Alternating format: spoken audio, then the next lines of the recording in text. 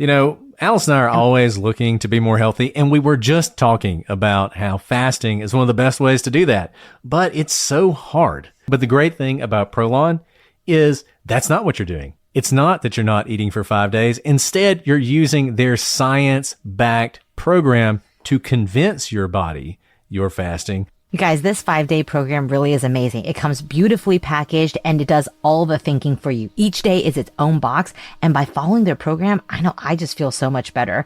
And I can't wait to experience Prolon Next Gen and continue to see results. For a limited time, you can be first in line to experience the new Next Gen at special savings. Prolon is offering the Prosecutors listeners 15% off site-wide plus a $40 bonus gift when you subscribe to their 5-day program. Just visit prolonlife.com/prosecutors. That's PROLONLIFE.com/prosecutors to claim your 15% discount and your bonus gift. prolonlife.com/prosecutors.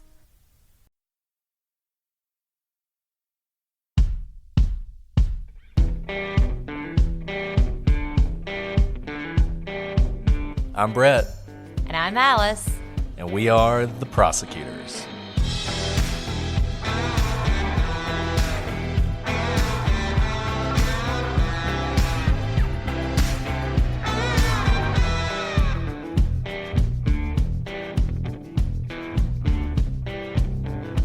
Today on the Prosecutors, we complete our investigation into the Dyatlov Pass Mystery.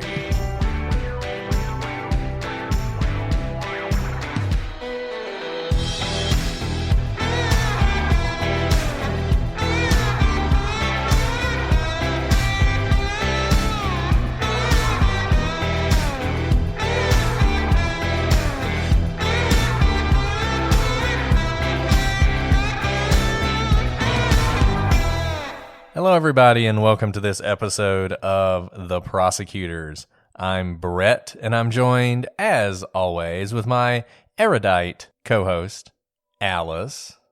Thanks, Brett. Did you compare that against your list that one of our fans made to make sure you didn't use that word before? I did, and I have not used that word before. Because that's funny. I thought you had used it. I don't think I did. Maybe I did. No. Trust the process. Nope. I did not. I trust the process. Shout out to Megan who put that together. That's something I'd been meaning to do, and so it was nice when she did it for me. Saved me the effort. But yes, I now have a comprehensive list of everything we've ever called Alice. Thank you, Megan. Maybe if we get famous enough, we can make toilet paper of the day of words used to describe Alice. Oh, there you go. I like it. That's definitely. We'll add that to the store. Well, in any event, everybody, welcome back to this episode. We're excited to finish up the Dyatlov Pass Mystery. You've hung with us for 4 episodes now. This is definitely our last one as we go through these last few theories about what happened in Russia back in 1959. And I got to tell you, it's only going to get weirder. We've already talked about some weird things. I don't know if it'll get weirder than a radioactive Yeti, but the theories we're going to talk about today are both unusual in many instances and also have a lot more going for them than your radioactive Yeti possibility. I think one of the theories we're talking about today, and we'll talk about this more at the end, sort of let you know what we think. I think one of the theories that we're going to talk about today is what happened. So, we've already discarded the avalanche theory, and we're really getting into the nitty-gritty now. So, I guess, hey, let's just go ahead and get started. No reason to keep you guys waiting. And we will start with the best theory of all, aliens. It's been a while, Alice, since we talked about aliens. I was wondering when we'd get here. I think I joked about it when we first started the case. This is a case for aliens if there ever was one.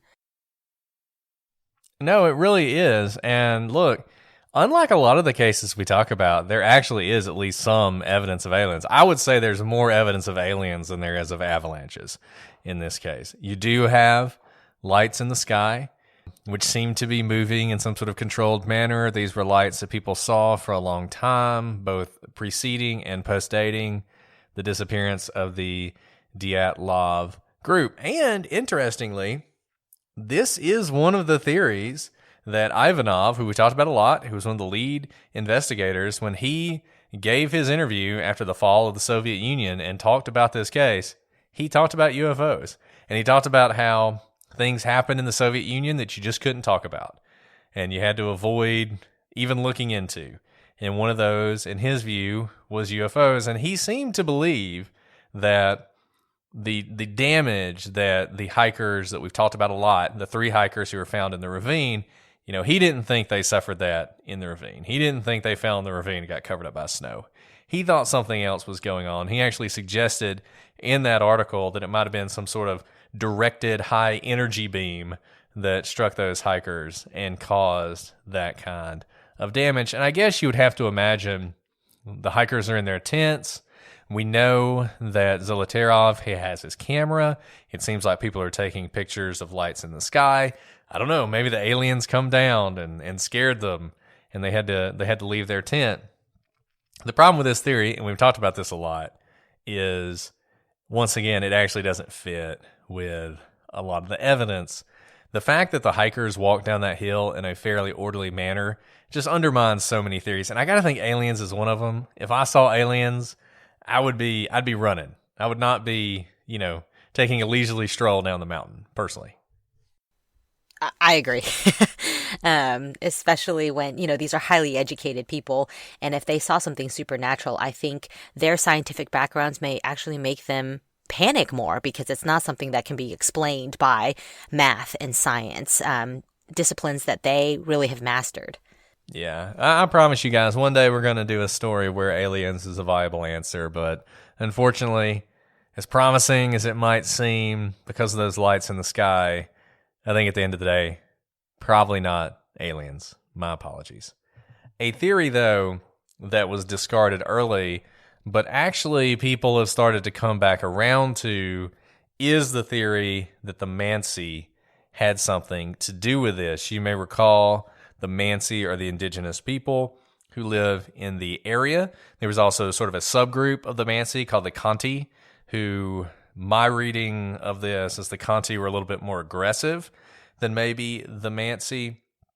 In her book, Don't Go There, Svetlana Oss makes a compelling case, in my view, that local peoples were responsible for the deaths of the hikers. Now, it's interesting that Soviet authorities immediately squashed this theory and stated unequivocally that the mansi and associated groups had no interest in the mountain. This was not a sacred area. There was nothing about this mountain that would lead them to react in a hostile way. This was important because in the past, the Soviets had had some real conflicts with the mansi. Early in the relationship between the Soviet Union and the mansi people, there's a story which is relayed in great detail in that book, 1079, that essentially the Soviets sent a representative down to the mansi, a woman, to talk to them and sort of introduce Soviet rule to this indigenous group of people. And one of the things they were trying to do was really squash superstition. As you know, Russian communism, sometimes, back in the 60s and 70s or whatever they would have called it, godless communism. The whole idea was, get rid of religion, get rid of superstition, and just, be ruled by glorious communism. Well, so she goes down there, and at some point, she sees an island out in the middle of this lake. And she asks about the island, and they tell her, that island is sacred for various reasons. So we can't go out there because women in the mansi tradition are not allowed on the sort of sacred places. And so what does she do? Thinking it's time to squash superstition, she goes out to the island and walks all over it and ends up getting murdered. The mansi don't like this. I think the story is they tie her up and throw her in the lake. So to sort of appease their gods or whatnot and deal with this problem that she's created. And the Soviet reprisal for this is swift and brutal. Everyone involved in this is arrested. Most of them are executed. The ones who aren't executed are sent to the gulags, which is essentially execution. These are all the men of the tribe, so the women and the children are left to sort of fend for themselves. It's a particularly cold weather. They all starve to death. So it's this real tragedy that happens. And by the late 50s, the Soviet attitudes towards indigenous people had changed a lot. Rather than sort of squashing them and destroying them and assimilating them, they're now trying to be more respectful of them. And I think there's definitely a feeling that they did not want this to be the mansi. So when the mansi said, oh, there was nothing sacred about that mountain, we wouldn't mind if two women were hiking up that mountain and spending the night on the slopes, they just accept it. But if you read the book, Don't Go There, Oz does a pretty good job of laying out an argument that that wasn't true, that the pass, which is now the Dyatlov Pass, was actually a sacred quote-unquote gate of the mansi, and that because the women are entering this pass and they're closing these mountains and entering the sacred territory, there might have been members of the tribe who would have been upset. You know, that's interesting. Even if it wasn't the mansi, it is interesting how already there are reasons to doubt the accuracy of the Soviet Union's conducting of this investigation, right? The fact that they swoop in pretty early on in this investigation, and then they close out the case as soon as radiation reports come back for the clothing and shows that there was radiation on the clothes. And then here they jump to say the mansi or the Khanty have nothing to do with it. While this may be true, it just has an air of, I don't know whether I can trust what the government is saying here. Yeah, it's interesting because I think, the Soviets were interested in closing this case, and if they got to a satisfactory answer, great, but there were certain answers that they did not want to hear. I think the mansi was one of them. Like you said, the radiation on the clothes certainly affected them. This also, once again, makes me think the avalanche theory is just even more absurd because they could have grabbed onto that if there was anything supporting it. Like I said, very early on, they discarded of this possibility, but Yevgeny Okashev, who we've talked about before, who was overseeing the investigation, had talked about this in an interview, and this is what he said, which fits with the theory we were laying out. The impression of the examination of the tent, with its cuts and remains of food inside, was that the tourist had just sat down to supper and suddenly felt panic that made them all rush out. We learned that the location was a sacred site of the mansi and that women were not allowed to go there. Since the tourist group included two girls, the mansi were the first we suspected. Now, like I said, their understanding was this was a sacred site, but very quickly they just accepted, okay, it's not sacred. They were very open to that when mansi people, who had every reason to tell them it wasn't a sacred site because they did not want the local mansi tribesmen to get in trouble, said, oh no, it's not sacred. So you really had these two groups of people, the investigators and the mansi, who had an interest in this not being a sacred site and the mansi not being suspected. There are things that cut against this theory, of course. People have pointed to the fact that there's a lack of footprints around the tent, but there wouldn't have been any footprints there. When the Dyatlov group dug out the tent, they actually stacked snow around the tent, and it would not have produced the kind of footprints that would have survived in those conditions. As we've talked about before, these footprints are different. They're not footprints in the snow. They're actually like ice columns, and the snow is blown away from around them, and then, you have this ice column that survives. And apparently, when you have all this loose snow that you've dug up, you wouldn't have that. And in fact, there are no footprints around the tent, either from the group or from anybody who was involved in attacking the group. We don't see footprints until we're a good distance away from the tent. And one thing that people agreed on, including people who lived around the area, including people who said it wasn't the mansi, was that if the mansi had done this, they knew how to cover their tracks. They knew how to move swiftly, quietly on the snow and not leave any footprints behind, and they wouldn't have done that. So, yes, there's no evidence of footprints, which would be nice if you wanted to try and prove that somebody attacked the tent, but maybe that's not as significant as you would think.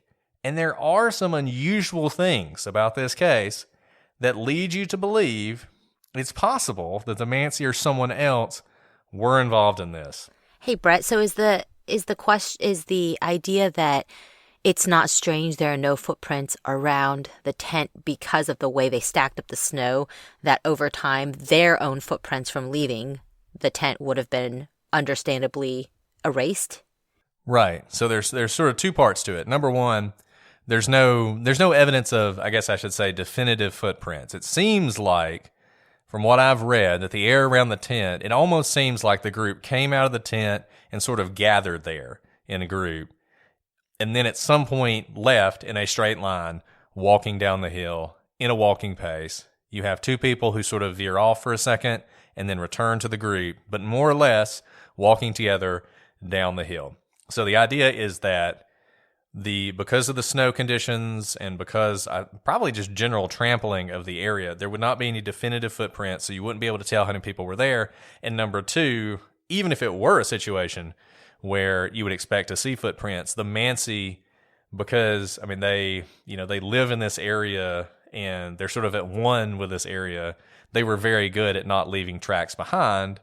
And so the expectation was, if the mansi showed up, even in an area where you would expect to see tracks, you wouldn't see tracks because it's the mansi. Got it. So a couple things that are interesting about the area. First, although most of the tent was orderly, one of the people who found the tent thought it was strange that there were 3 pairs of fur boots and a single fur boot seemingly in a pile in the middle of the tent, as if they had been placed in the tent from the outside. So you can sort of imagine throwing these boots into the tent, which is unusual because obviously the hikers would not willingly leave their boots behind. If you recall, Slobodan was actually wearing a single fur boot, so the assumption is that single boot that was left behind is Slobodan's other boot, Rustam Slobodan. Moreover, there were items outside of the tent that don't really make any sense, including what another of the searchers described as, quote, slippers and Dyatlov's fur jacket, also a windproof jacket. All told, searchers found skis, ski boots, bivouac shoes, gaiters, a windbreaker, a checkered shirt, a ski cap, a ski mask, an anorak, and all sorts of small items, money, change, that kind of stuff, all sort of strewn around the outside of the tent. Were they within eyeshot? Were they within eyeshot of the tent? Like within steps? Very close to the tent. All this stuff. That's really messy, that you would not be hanging out things to dry in those sorts of conditions. Everything would be inside the tent if you were packing up for the night. This is not like they had strung up things to, as part of their getting ready for bed. And this is one of those, we didn't really mention this earlier, we could have if we'd wanted to, but this is one of those things that also is strange, that people can't really explain. Once again, the hikers left, they didn't have any clothes, and yet there are all these clothes outside the tent. Why would they leave those behind? You don't have to go back in the tent to get those. So what was going on there? These small items, a lot of people think, are the kind of things you'd have in your pockets, which makes some people speculate that the mansi or possibly someone else made them empty their pockets before they sent them sort of down this hill and maybe made Dyatlov take off his fur jacket or whatnot. So difficult to explain what's going on here. It's certainly not explained by avalanches or anything else. That's so confusing. No, that is so confusing because if it were not on their bodies, it's not like I guess someone could have pulled them from one person's pack, but it's not just one person's clothing. So it's not as if someone just reached into one person's pack and dislodged all of their packed clothes. There's random items from each person's belongings. That's just so bizarre. Yeah, and so one of the theories is that so the mansi show up, they're upset that they're on the side of the mountain. They're like yelling at them. They get them out of the tent. They then, make them discard various pieces of clothing. So not all their clothes, but they make them take off their shoes. They make them take off, a jacket or a fur jacket here, or a gaiter there, or a ski mask there. They make them empty their pockets. And then they basically send them away and say, look, don't come back. And the cuts in the tent, if you buy into this theory, actually the mansi do that to make the tent unusable. So they just sort of slash up the tent to make it unusable. One of the counter arguments to this is that nothing was taken from the tent, but that actually is probably not that surprising because the mansi would not take items from this, tent that's desecrating their sacred mountain. They would leave that stuff behind. You're not going to take their vodka and drink it, for instance. Like, you're just trying to sort of purify the mountain by getting rid of these people. Now, you have to believe that at some point the mansi either send them away or herd them down the mountain. There's then a fight, which is where a lot of these injuries come from. At some point during that fight, the mansi essentially break. I mean, Zolotarov has these massive injuries in his chest. So does Dubinya. Thibault has similar injuries, and that is from whatever the mansi are doing to them. If you read Don't Go There, Svetlana Oss actually suggests that Fly Agaric, which we talked about yesterday, that it was actually the mansi who were using that, and that sort of is something they would do when they wanted to get themselves into a rage, and it would give them this sort of superhuman strength that they could use to cause these injuries. I don't know. It seems like I can buy everything up until those injuries. Injuries really throw me. Those seem like pretty serious injuries to be caused by somebody just beating someone. And the fact that there are two of them who have serious head injuries, that makes sense to me. If you're fighting somebody or beating them up, most likely I would think the way you're going to kill them is by causing injuries to their skull, not necessarily to their chest. One other piece of evidence that people point to, we talked about that piece of cloth that we can't really place, the one that looked like the foot binding of a soldier. The officials who met with the mansi, the ones who told them, hey, we weren't involved, actually described and noted that they were wearing cloth made of military cloth. So their clothes were made of military cloth. So possibly it wasn't the military who left the foot binding behind. It would have been the mansi. There was another piece of cloth that's significant. Near the cedar tree, searchers located what they described as a, quote, dark canvas belt with tie strings at its end. I do not know to whom that object belonged. That object was about 80 centimeters long and about 10 meters wide. It looked like a belt or a strap, which the mansi used to pull their loading. So, not a lot of evidence that the mansi were involved, but at least a little bit of possibly circumstantial evidence that points you more in that direction than the Soviets were willing to consider. I mean, and Brett, like we have said time and time again with this case, there's just not so far, and I don't think we will find a theory that explains all of the factors, and they're not minor factors. They're huge parts of the story that you cannot overlook. You cannot overlook the types of injuries that the hikers have. You can't overlook the clothes that they are not wearing and the clothes that are left behind. I mean, these are massive elements of this mystery, and it's just so unsatisfying as we're going through these theories not to find one that makes sense of these bizarre facts. So we'll keep trying, though. Another theory is that this is a CIA or KGB operation. So if it weren't the mansi, how about the KGB? Recall that Yuri Krivonishenko was arrested very soon after the group arrived at the train station on their way to the hike. Now, this arrest occurred when he began to spontaneously sing, surprising the group and annoying authorities to the extent that they arrested him without warning. But what if it were more than that? What if Yuri needed to be arrested, and the way to do it was to signal to watching police that it was the singing guy they should arrest? And then, of course, coincidence of coincidences, the group is accosted afterwards by a drunk man. Why would this be part of his plan? Why would he want to be arrested? Remember, communication was difficult and often monitored in the Soviet Union, but police stations had direct unmonitored lines. If Yuri Krivonishenko were a KGB agent, this would have been the perfect way for him to communicate with his handlers. Of all the hikers, other than Zolotarov, Krivonishenko was the most likely to have been connected with the Secret Service. Remember, he worked at a secret nuclear facility. He held a top secret security clearance, and he was so trusted that he had helped with the cleanup of the worst nuclear disaster in world history at the time, a disaster the authorities kept very secret for decades.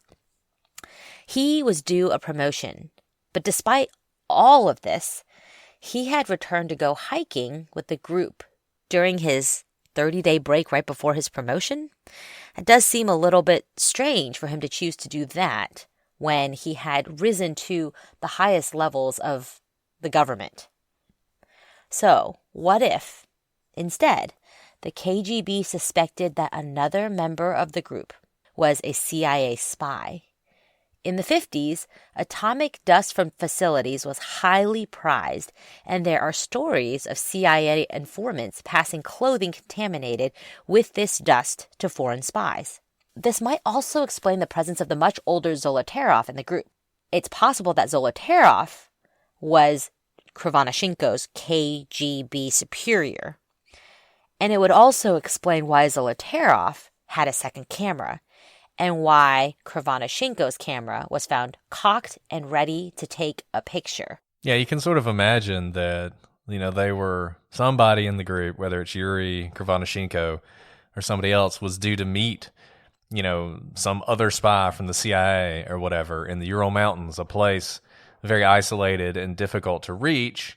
And the KGB figured this out, and they sent Zolotarov, and they sent Krivonischenko or Slobodin, whoever it was, to monitor this. And maybe that's why they had these cameras. They were going to take pictures of what happened. They were going to document it. What happens after that, not entirely clear. Could be that, whoever they met with murdered them all. And that's how they all died. And that's why Zolotarov has these terrible wounds. It certainly would explain the radiation on the clothes and the fact that it came from dust.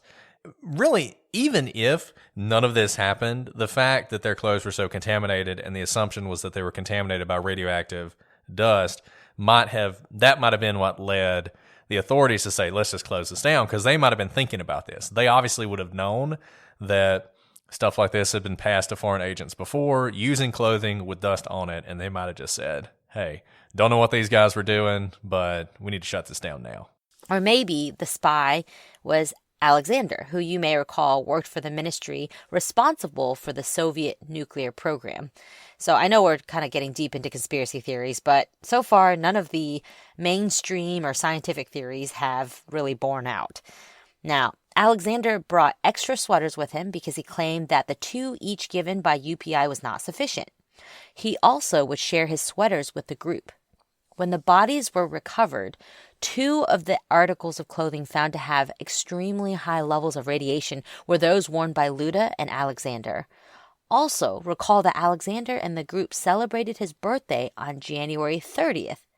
But according to his records, like we mentioned earlier, his actual birthday was in November. So, was this some bizarre lie he was telling? Was it a strange slip-up? Was it some excuse for him to use that device that we don't know what that device is?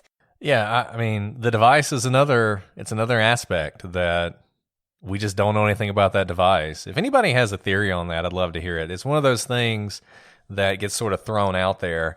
If you're interested in this theory, by the way, the book Death of Nine, which we talked about earlier in one of the books we recommended and linked to on our website, this is their theory, and they go into this in a pretty detailed manner. So Don't Go There is the mansi. Death of Nine is this theory. The Kármán vortexes and infrasound, that's Dead Mountain. Like I said at the beginning of this, it's really interesting because you have all these books that go into a lot of detail about what happened, and they all sort of reach their own conclusion. And so you can, read all these books and you get an idea of just what people thought might be going on. And so this theory is potentially explains why we saw all of the items strewn about the tent as if the group were huddled up and forced to empty their pockets. Maybe some agents showed up and forced them to empty their pockets, take off clothes, then march in a straight line to their eventual deaths. That's basically the only thing I can think of, because I can't imagine willingly taking off a fur boot or emptying your pockets or taking clothing off in those conditions. Now, this spy theory is also supported by the involvement of high-ranking officials in the investigation. Now, you might think the death of 9 hikers was significant, but in fact, mountaineering was a dangerous sport at the time in the Soviet Union.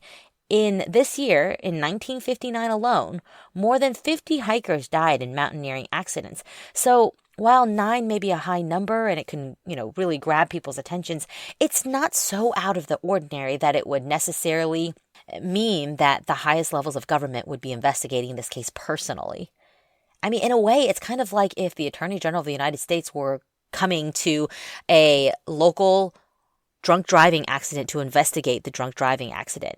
It could have been an entire bus of people, so it was a lot of people, but it's still something that happens somewhat regularly and doesn't seem to rise to the level of someone, say, the Attorney General. For what it's worth, Yuri Yudin went to his grave believing that the group was attacked and killed by Soviet special forces for whatever reason. And he is the one who was closest to them and the last to see them. And in terms of knowing what they were thinking, he was probably the closest, the only one to have left the group because of his sciatica, and so he did not meet the same fate. If he stayed with them, very likely he would have met the same fate as his fellow hikers. And I do put stock in that. He knew what they were thinking, what their mindset was with respect to this Category 3 hike, what the dynamic was within the group. And he himself thought that the special forces had to do with their demise. And we talked about that picture yesterday, the one that some people think is a Yeti. Actually, it probably looks a lot more like a Soviet Special Forces member than it does a Yeti. In that book, Death of 9, the author does an entire study of that photo and sort of demonstrates, in her opinion, why this was actually a member of the Soviet Special Forces. People in Russia, they gravitate towards this theory. I think people who lived through the Soviet Union feel like it wouldn't surprise them if the government was involved. The counter to this is often, if the KGB wanted to kill you, they just killed you. They shot you in the back of the head and they charged your family for the bullet. And I get that. But as we talked about earlier, these are not insignificant people. And if this did somehow involve Soviet nuclear secrets, you could imagine they not wanting to do it in that sort of overt manner. If these were Western agents who did this, then obviously the KGB would want to cover that up because they wouldn't want people to know that there was espionage going on so deep in the Soviet Union. One of the things that I just don't know about this theory, the Ural Mountains are tough to get to. I mean, we're not talking about like the border of Eastern Europe here. I mean, they're deep, pretty deep. I mean, the Soviet Union was huge, but pretty deep into Russia. So I don't know. There were stories about foreign agents working in that area because it was so difficult to monitor such a huge, vast area. And there are interesting things. When the folks from the Yuri Polytechnical Institute were sent out to find the hikers, they were actually warned by their school that it was possible that these hikers had either attempted to defect or, flee the country or whatever. And that's interesting that they would even put that out there, that was a possibility. There's not a lot of evidence to back this up, though. And it really does have the feeling of a conspiracy theory. I don't think you can rule it out definitively, but I've never really been convinced that this was some sort of government conspiracy. I think if it were, even if they didn't, they're not shooting them in the back of the head and whatever, but I don't think they would have let this investigation go the way it went or go on as long as it went, or not come in with this is what we're going to say happened. Here's the very definitive story. I don't think they would have done that. Yeah, I'm with you there. Anyway, so the next theory we're going to talk about is the theory that has been proposed by the book I've talked about several times, 1079, which was the name of the mountain that they were on. This book just came out, so if you haven't read it and you want to be surprised, fast forward 10 minutes, and maybe by then we'll be done with this discussion, because we are going to go through what they think happened. Great book for the first half, very thorough, lots of detail. Once they transition into their theory, I got a little lost for a while, and it took me a while to figure out exactly what they were trying to say. I'm still not sure I know exactly what they were trying to say, but generally speaking, this is their theory. At the time, there were geologists working in the area of this mountain, and they were looking for magnetic anomalies because magnetic anomalies indicate large deposits of valuable minerals, useful minerals at this time when the Soviet Union is involved in an arms race with the United States, including uranium, but also iron ore, all that kind of stuff, heavy minerals. We know, for instance, you may recall, Yuri Yudin, one of the things he does, the last thing he does before he leaves the group is he actually goes and takes some rock samples because he knew that this was an area that had interesting geological features. So you have these geologists who are based in Ivdale. They're doing this very large survey of the area looking for resources. This involves a lot of flyovers. There are a lot of helicopters and planes involved in this. They're looking for these magnetic anomalies. And when they found these magnetic anomalies, one way to determine whether or not there was anything useful there was to conduct a seismic study. So you had a couple options. You could either go out there with your guys and spend a lot of time digging around and trying to figure it out, which when you're surveying an area this large is hard to do, or you could do a seismic study. How do you do that? Well, basically you set off a bomb. You set off a bomb, it's going to cause a shock wave, and you measure the shock wave. And in measuring the shock wave, you're able to tell the size of the deposit, the quality of the deposit, what kind of minerals are there, all that sort of stuff. So it is possible that at this time, and we know the Soviets used this technique, and it's possible at the time that what the Soviets were doing is they were essentially bombing this area wherever there was a magnetic anomaly. We know there are magnetic anomalies in the area of where the hikers were located. There was one in that river, the Apisa River, there was a magnetic anomaly. There was one near the mountain. In fact, the hikers even talk about in their diaries how their compasses don't work because they're in one of these magnetic anomalies. So here's what the book proposes. Essentially, it proposes that these geologists blew them up. And not all of them, obviously, but the ones who have the very serious injuries that are similar to, as the coroner stated, a bomb blast. The theory is that it's actually not that they were hit by a bomb. It's that they were all asleep in their tent and a tree fell on the tent, probably as a result of one of these blasts. Now, you may be asking yourself, but the tent doesn't seem like there's a tree.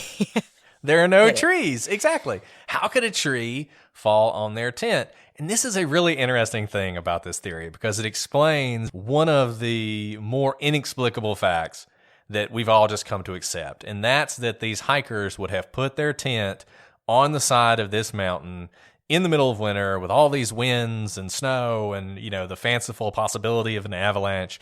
Why would they do that? Why would they start so late?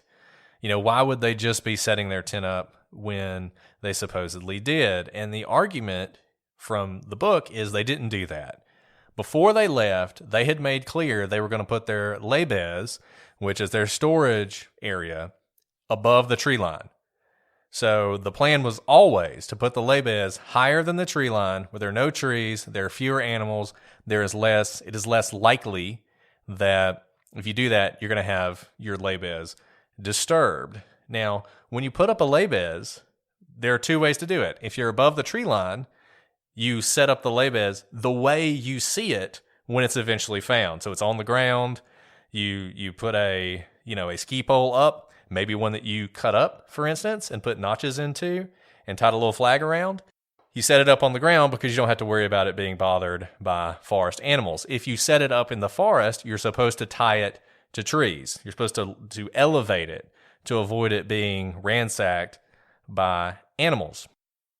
In this case, what the writers of this book think happened was the group went up the mountain, Kholat Syakhl, however you pronounce it. They set up their laybeds.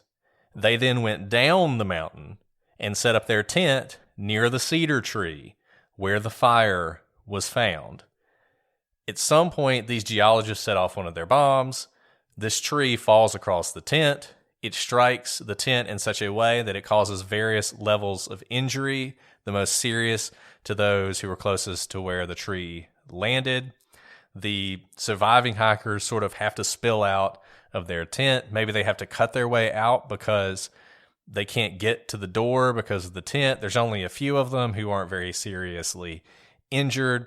They realize that the only way to save their friends is to get help. They've seen planes flying over the area regularly as part of this geologic survey, and three of them, the three who were found on the side of the mountain, are working their way up the mountain, not to reach the tent, but to reach a place where pilots could see them. So they go up there in the morning in an effort to reach a higher location and essentially die of hypothermia in the same way that has been described in the literature. They couldn't get to their clothes and various other things because there was a tree on top of the tent. They get up there, they fall down, they die. That morning, I realize this is a lot. You just got to read the book. There's just so many facets to. I mean, I'll let you finish so that we can get the whole theory out. But there's a lot. There's a lot. It's not a good sign when you have to be breathless to make it through. That morning, the planes are flying over and they see the bodies in the snow. They report back to Ivdale. There are bodies in the snow, not sure what's going on here. And the geologists realized, oops, we just killed a bunch of people, right? That was not good. And they also realize, once they know who these people are, these are those, really well-decorated, important students who came through our town earlier in the week who were really big deals at UPI. The authorities are going to be here looking for them soon. If they realize that we screwed this up and killed these kids, we're all in a lot of trouble. And they decide to essentially fake this. So they all go out there, and by all, in the book, it speculates that there's 4 or 5 sort of high-ranking officials in Ivdale who are involved in this whole survey. They go out there, they find the bodies, they take the 3 bodies that have suffered the most damage, and they put them in the ravine and cover them up with snow. Now, in doing so, they also mess up. So they think that Alexander was crushed as well. As we know, he wasn't. But they put him in the ravine anyway, cover him up with snow, and hope that whenever the bodies are found, people will assume they all fell into the ravine and they were crushed by the snow.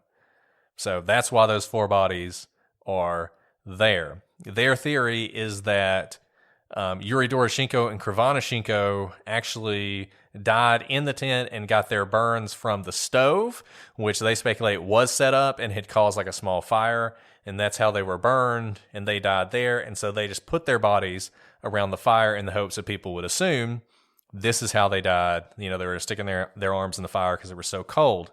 Now, this supports the problem with livor mortis. So we know that the bodies were moved after livor mortis had set in, which would have been several hours after they died. So even though we also know that Krivonashenko and Doroshenko were moved to take their clothes off, supposedly, by the other hikers who were trying to stay warm, it would not have been late enough for that to have worked out.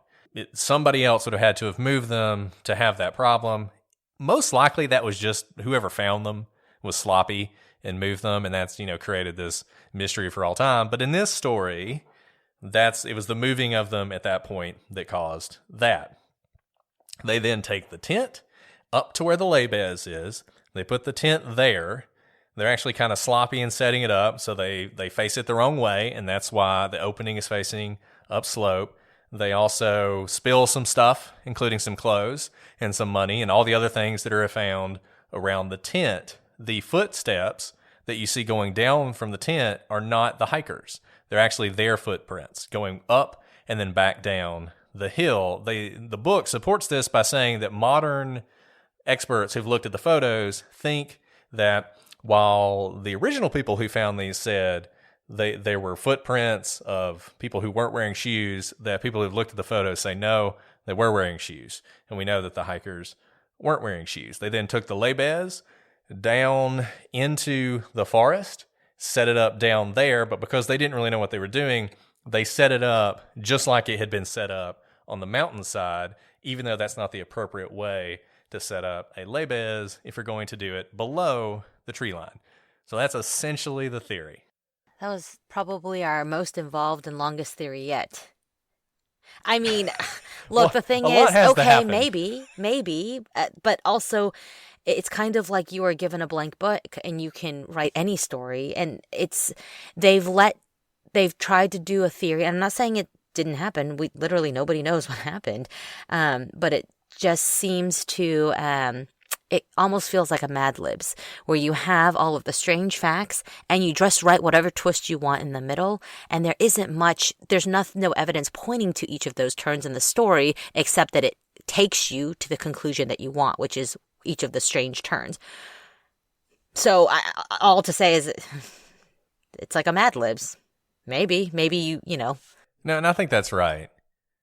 If you read the book, and I'm interested to know what people think, I recommend the book, and I think you should read it, because it is by far the most detailed book that I've seen on this whole mystery, and the first half of it's great. A lot of the stuff we've talked about came from that book, or at least was fleshed out from that book, because it was more thorough than any book I've ever read on this. But once it reaches the point of theory, it almost turns into fiction. You know, they tell the story like Alice is saying, and they sort of craft it to address all the various things that happen, but they don't actually give much evidence that this is what happened. You know, their best evidence is there were geologists who were working out there. They were using these bombs.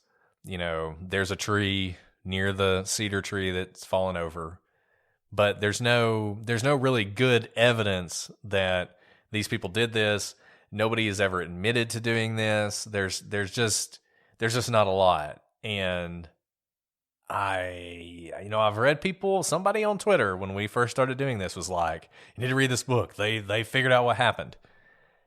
I just don't think so. I don't think that this is the solution to the story, even though if this is what happened, there aren't that many unusual things that you have to figure out. You know, we talk about the radiation. Some people say the radiation is from sunlight at high altitudes. You get more radiation on the side of a mountain and sort of accumulating. Never really made any sense to me because the people with the radiation are buried under all this snow. So I'm not sure when the sun was shining on them. But another theory is that the hikers were using these old lamps, and that the lamps contained this metal that it very easily would crumble into dust, and that dust was radioactive.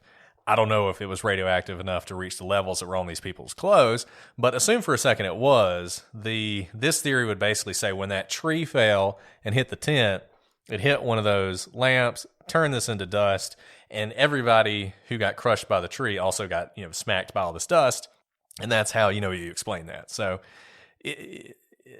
it's a theory that explains everything, but kind of like the avalanche theory, there's no actual evidence that this happened. Yeah, I think that's right. And, I will say this about the theory, that it had to take so many twists and turns and so many just kind of fantastic elements of the story to explain all the weirdness. This is why it's not solved yet. Something like that had to have happened. It is not something straightforward like an avalanche. Even as straightforward as just having the mansi come up upon them and being angry that women were part of the group and about to tread on sacred land. I think it shows how the conspiracy theories here may actually be closer to fact than fiction. Yeah, I mean, it is one of the rare cases where the conspiracy theories have more evidence to support them than a lot of the sort of more natural theories. Now, this is obviously a conspiracy theory. I mean, it involves a conspiracy, but yeah, I don't think that's likely what happened. So another theory, I know there are so many theories here, Brett. You don't need this many theories when you know the answer. I'll put it there. So that this was the result of weapons rockets tests. Now, some have wondered if a weapons test could have resulted in the hiker's death. This would also explain what it was in the sky that they were eager to record with their cameras. The lights in the sky, the cameras cocked and ready to capture something happening in the skies. Maybe it wasn't aliens, but rather weapons or rockets. But Soviet records indicate there were no tests of any significance around that time. Now, it's possible that these records were changed or are still top secret so that they're not released to the public. But what kind of test could have killed a group of 9 people while leaving their tent relatively undamaged? And if they were hit by a bomb, where's the evidence? There are not bomb fragments. There's not, there's no holes anywhere in the tents, in the snow. Nothing is singed around, things would catch fire. But still, there is anecdotal evidence that the trees around the fire were singed, even if the tent and their clothing was not singed. There's no good explanation of why those trees were singed, so that might be a sign that some rocket or some weapons test had hit that area. Now, it's possible that this testing in the sky as bombs were exploding is what caused the group to flee the tent in the first place. And then when they were running, but again, running in a very orderly manner, in a straight line, they were hit by a bomb where they had tried to build a fire. Moreover, the Soviets were apparently testing thermobaric weapons in the late 50s. These weapons rely on heat and pressure to kill, not fragmentation. So what I said earlier about no signs of bomb fragmentations may not be necessary for these types of weapons that they were testing in the late 50s. And it's possible that if they were using thermobaric weapons, it would not leave any debris behind. And if they did, it's undoubtedly the case that the military would have come and removed the evidence once they realized what their weapons test had done. So I like this theory. Yeah. This is one of my favorite theories. It's a little bit less conspiratorial than the KGB agents coming, but it's along the same vein, which is that we knew weapons tests were happening. Now, you may say, why would they be doing tests when they know there is a group hiking through here? Well, the issue is the government didn't know they were coming. UPI knew, but I don't think they had filed their plans with the government at this point. Is that right? That's right. Right. We, as we talked about a couple episodes, it's been a while now, they did not file their plans with the government. Dyatlov was supposed to file a copy with UPI, which then would have been filed with the authorities, but he forgot to do so. So it is not clear that anyone knew, at least anyone important, that this group of people would be in this area. Now, we know, as we said, Soviet records don't seem to indicate that there was any testing going on here. That's not surprising. I don't think Soviet records would indicate that, particularly if something went wrong. But there was definitely testing going on in the Ural Mountains. There were definitely several secret military institutions around this area. The lights in the sky really seem like some sort of military testing to me. Rockets or missiles or something. I mean, people were seeing that stuff in the sky. It wasn't UFOs. It wasn't aliens. It wasn't meteorites. It seems like it was probably some sort of military equipment. Doesn't necessarily mean there were bombs going off by the group, but this solves a lot of your issues. If you believe this is what happened, it explains why the group would need to get out of the tent. In my mind, essentially Zolotarov, he's got his camera, he sees his stuff in the sky. He would have been interested in this, particularly if it was military stuff. He had been in the military. And as anybody who knows anybody who's been in the military knows, everybody who'd been in the military, very interested in, the ongoing actions of the military. So I could imagine him in particular wanting to sort of watch whatever this is. If there were bombs going off, if all of a sudden he realizes he sees flares dropping from the sky, for instance, and he's like, oh, shoot, they're about to start dropping bombs on us, right? He would recognize that. I can imagine him rousing the group quickly and telling them, we got to go. We got to get out of here. We need to get into cover. We need to get into the forest. We need to get away from this wide open space that we're in now, because there's nothing to protect us here. He gets them out. He's moving them down the mountain. Even in this state, they're still, even though they don't have time to get their stuff, they're still disciplined people. He's moving them with discipline down that mountain. You can really imagine him being sort of in charge at this point. And then one of those bombs hits, kills him, kills Luda, kills Chabot. And then essentially everything else that happened is the story that we know. They get down to the cedar, they build this fire, they're now protected from what's going on, up around the tent, maybe if these thermobaric bombs are dropping. Thermobaric bombs, by the way, the injuries they cause are exactly the kind of injuries that you have on Zolotarov and Thibault and Luda. They cause severe internal injuries. Sorry, Brett, because they're heat and pressure, can you hear them as well? Or do you have to know what they are in order to know that they're coming? Does that make sense? Would you know it's a bomb, or does it have some other properties because it doesn't leave the fragmentation behind? That's a good question. I don't know the answer to that, but I really think what would have tipped him off to this would have been flares. I think and based on my reading of this, when the Soviets did night testing, they would drop these flares out of planes, and then they would sort of follow up the flares with the bombs. And so I can imagine Zolotarov is out there and he sees these flares and he realizes what's about to happen. That's what I think would have gotten them moving, but they just didn't get down to the forest fast enough. And probably, there was probably a group of them. They're in a line. They're going down the hill. Either the people in front or the people in back, you can sort of imagine, are hit by this blast. The rest of them get down there. They build the fire. 2 of them die near the fire because, they just don't have enough clothes. They've climbed the tree to sort of look back towards the hill and towards where the tent is, watching this happen, hoping that it will end soon enough that they can go back to the tent and get supplies. When it does end, the 3 of them try and go back up there. They die. The next day, or even that night, the Soviets are, they're doing a post-action report. They're going down there, see how it went, see what kind of results they got, and they find a bunch of dead people. At that point, it doesn't take much for a small cover-up to happen, sort of like we've talked about before. They take the 4 of them, they put them in the ravine, they cover them with snow, they leave the rest of them just, hey, they died of exposure, who knows why. And, one of the soldiers leaves his leg wrapping behind, which is that evidence of their presence. They leave. High-level people know about this. They sort of watch this from afar.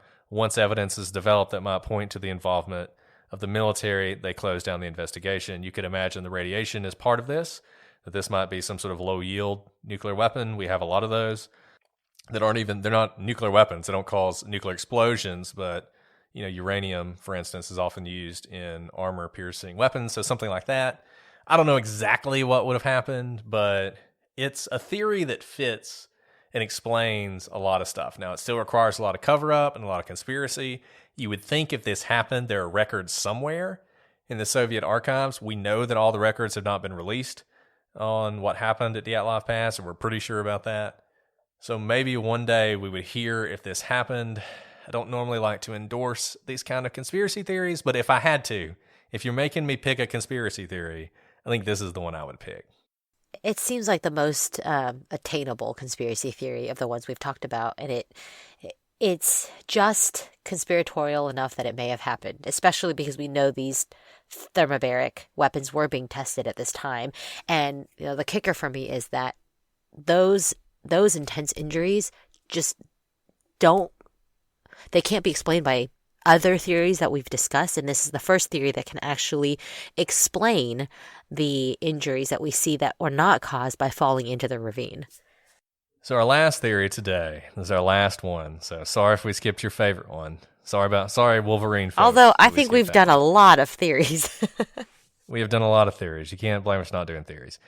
If you don't want to involve yourself in conspiracy, and you believe that something natural happened here, do not be an avalanche person. Be a katabatic wind person. The katabatic wind theory is the best natural theory for what happened here. Now, I'm going to tell you what it is, but let me just tell you why it's the best answer. That avalanche theory we talked about, the one in the journal Nature, it requires there to have been katabatic winds that day for their theory to even work, because they needed the winds, the katabatic winds, to build up the snow to create the avalanche. So going back to old Occam's razor, if you've got the elements you need, don't add more elements. We don't need an avalanche here. If you think something natural caused them to leave their tent, we have the winds. We know, talking about the wind, we know it was windy. We know that Rimple warned them about the winds. We know in Dyatlov's diary, he talks about how windy it was. I think at one point they talk about how it was like being near a jet engine. The winds were so strong. The Soviets, the people who found the hikers at the time, they didn't call it katabatic winds because we didn't really know what katabatic winds were at the time, but they said a hurricane struck the group and blew them off the mountain, essentially. So what is a katabatic wind? It's essentially falling wind. It's a wind that would rush down the mountain in the appropriate conditions, which are the conditions that they had that night. This would have been particularly bad for them because they were in a tent that they had faced, facing up the slope. So it's like broadside, right, is getting struck by these winds. It's a tent that's really meant for raising in the forest. We talked about this before. You're really supposed to be tying this tent between two trees. They can't do that, so it's set up using skis and ski poles. Not a real solid foundation for this tent. It's why if it were hit by an avalanche, it would have moved, right? So I'm going to read to you the description from dyatlovpass.com because I think it does such a good job of describing this. The other thing I'm going to recommend you do, there's a great YouTube channel called Bedtime Stories. They do a 3-part series on Dyatlov Pass. The first 2 parts are pretty standard.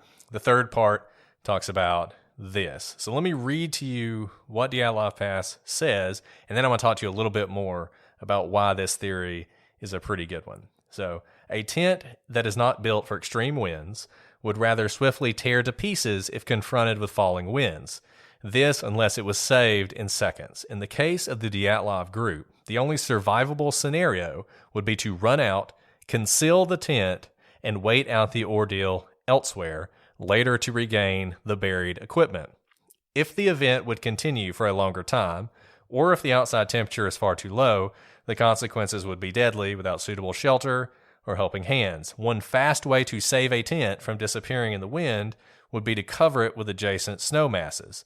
This in turn sheltered behind an already prepared snow wall shelf. In fact, collapsing a tent to reduce the chances of wind damage, followed by a shielding of snow to hold the tent down, is expected in such situations.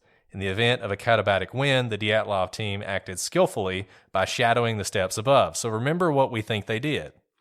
They don't take the tent down. They essentially cut the tent down.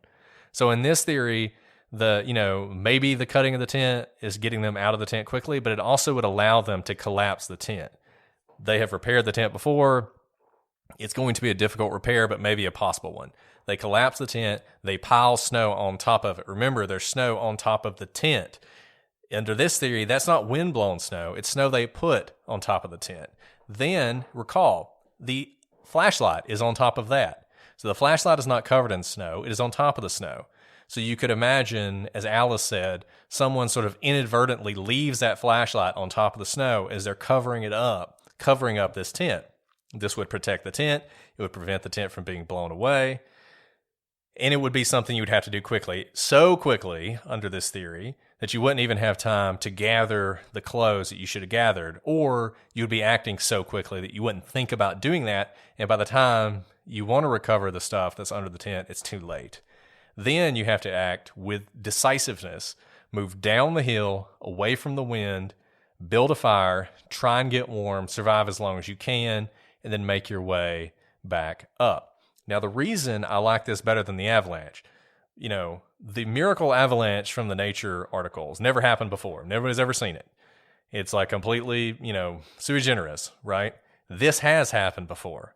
And in fact, if you watch that video on Bedtime Stories, it actually goes through, this theory was developed by a Scandinavian person who, along with a buddy, had gone up and sort of recreated the Dyatlov hike and experienced some of these winds, and it reminded him of something that had happened in the 70s, I believe, to a very similar group, I believe of 9 hikers, 2 of which were women, 7 men, who camped on the side of a mountain, were struck by these winds, had to flee out of their tent. They attempted to dig a shelter.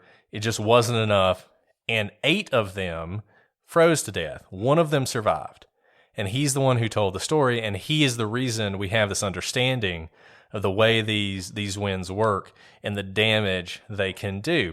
Explains a lot of stuff. Explains why there's stuff all around the tent, got blown there. Explains why they had to leave. Explains why they're still in the tent, but not covering the flashlight. The thing it doesn't explain still is the injuries to our 3 hikers. Still can't tell you what happened there. Maybe you do have to marry this to them falling in the ravine and being struck by the ice, even though, once again, there's no real evidence of that. I don't know how to explain that, but if you're looking for a natural answer, this answer is so much better than the avalanche theory. Yeah, absolutely. So what don't you like about the theory then? Because you haven't fully endorsed it.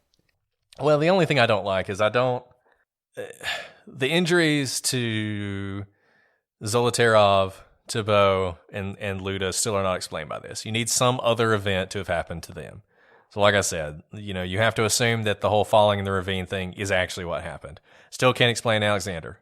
Don't know how Alexander ended up in the ravine. Don't know why he shows no signs of being under tons of snow. Just not sure what happened there.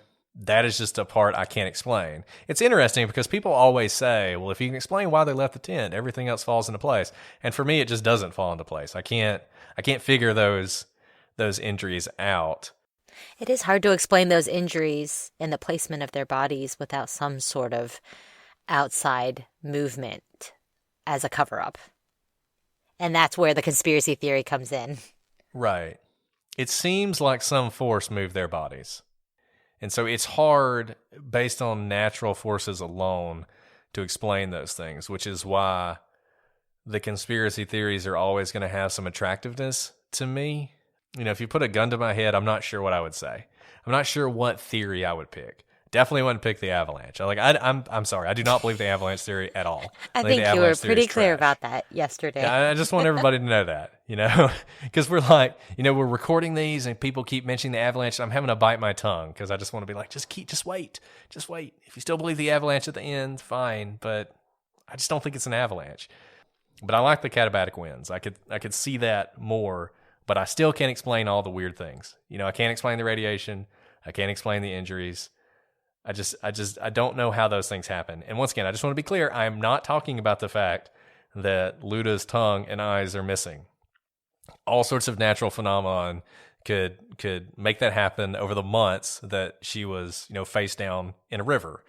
That is not what I'm talking about. I'm talking about the actual fatal wounds, the broken ribs to the 3 of them, and then no significant injuries to Alexander, who's right next to them. And once again, Zolotarov sitting there with his pencil and his paper in his hand. I don't really know. I don't know what was going on there. I also don't know, if you have the katabatic winds, why Zolotarov has his camera. Maybe he was taking pictures. Maybe the lights in the sky are completely unrelated.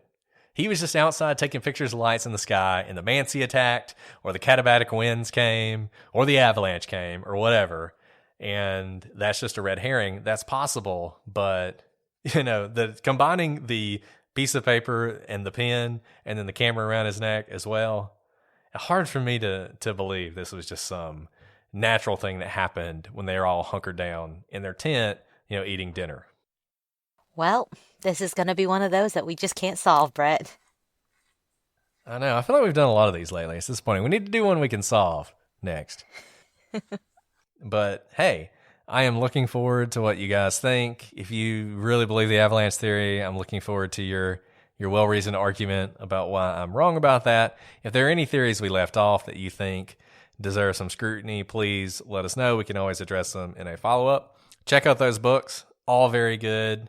We've linked to them on our website. You can go directly to Amazon there and buy you a copy. Email us at prosecutorspod@gmail.com. Visit us on our website, prosecutorspodcast.com. Join our Patreon. Get ad-free episodes as well as get vocals where we will answer any questions you want to answer, and we can debate the avalanche theory until your heart is content. Don't forget to visit the store and buy a onesie for your baby or a coffee mug for yourself. Also, Hannah Hill, don't forget her at Serious Moonlight. She does all the awesome artwork for our episodes. They're great. You guys need to support her and visit her. And if she's got stuff for sale, you need to buy it. We got to support people like her because she's awesome. next week, we actually do have a case that I don't know if we can solve it, but we're solving it in a weird way. It's different. We're doing a different kind of case than we normally do. I will say this, for those of you who enjoy courtroom drama, we are going to do a trial. So you guys are going to get to learn all about interesting or not so interesting things. We're revisiting Rule 404. So if you were into 404B, we're going to talk about that some more and some other things. It's going to be a lot of fun. So if you're sick of unsolved mysteries and you're ready to get back into the courtroom, we are going to do that for you next week. Well, Alice, is there anything else you want to say before we wrap this one up? After 5 episodes, I think we've done most everything we can do. Oh, she says that, but the Dyatlov mystery remains unsolved. Wait for the next follow-up when another article comes out saying it's the avalanche. And you'll get to hear Brett go on a rant for another hour. More mainstream media talking about how finally Dyatlov Pass is solved with this really interesting, unique theory that it was an avalanche. Like, oh my goodness. Anyway, yes, sorry. Don't mean to rant.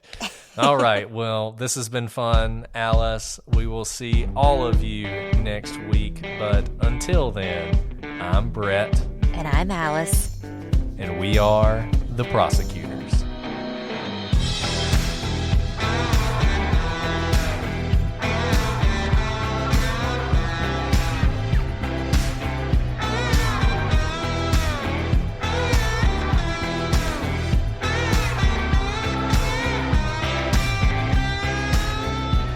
Sad finishing up the Dyatlov Pass. Gonna say it did not last as long as I thought it could. Well, that's not true.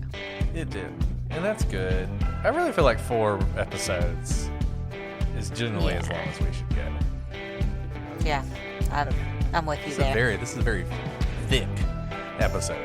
I know it is. We said we'd give them what we thought. I mean, I think we're getting closer, maybe, but in terms of what could happen.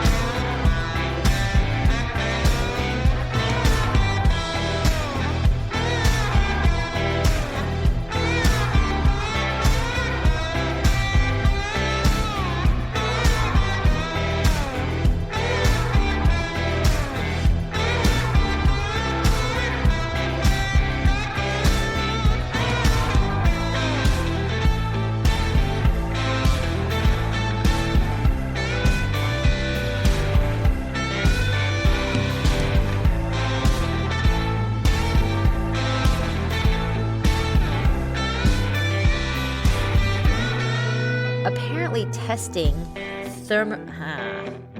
Thermobaric. Okay.